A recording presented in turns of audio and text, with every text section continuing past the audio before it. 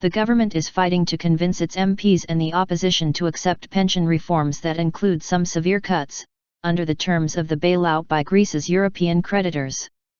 The pension reforms must be passed by Parliament if the country is to continue to receive bailout payments from the 3-year, €86 billion, $95.2 billion, agreement made with the Eurogroup in July.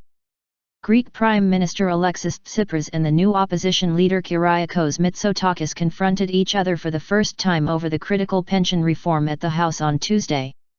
The pension system is unsustainable right now, Tsipras insisted, and called on all parties to take a position on the matter before the Greek people. He stressed that recession has exacerbated the situation, and that there has been a decrease in revenue from social security contributions by 30% between 2009 and 2014. Mitsotakis admitted that the pension proposals are in the right direction, but proposed the creation of 3 pension funds. He did not provide extensive details of the plan, however. Socialist leader Fofi Genimita was more severe. "We do not accept the government's plan for social security," noted the president of PASOK. "Take it back now," she said. While the debate took place, public servants and workers' unions protested in central Athens, while farmers lined up about 10,000 tractors all over Greece, threatening to block main roads for 6 hours if the reform is not withdrawn. The pension reform sums up measures introduced from 2010 till today and brings major changes to the lives of Greeks. It increases the general retirement age limits to 62 years of age, for those who have 40 years of work, or 67 years of age, for those who worked for 15 years. This is a major change for public sector workers who were previously able to retire after 35 years of service at any age. Also, there will be cuts as high as 41% to pension checks for all new retirees aged under 67.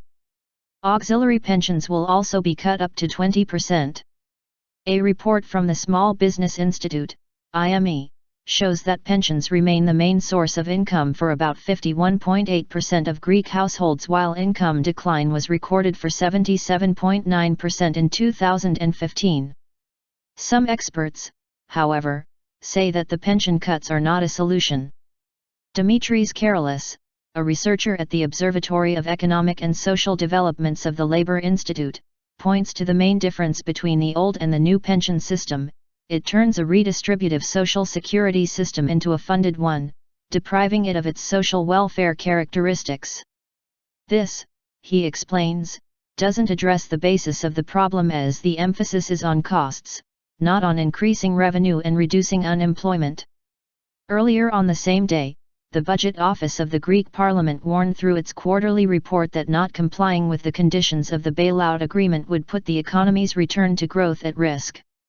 The experts estimate that the first bailout review will be completed in March or April, and called on the opposition to support the government's effort.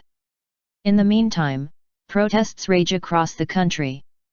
Lawyers and engineers continue their work stoppage until the end of the week, while the 48-hour nationwide strike action announced by the Pan-Hellenic Maritime Federation will continue until Friday morning. Doctors will also join protests on Thursday and Friday.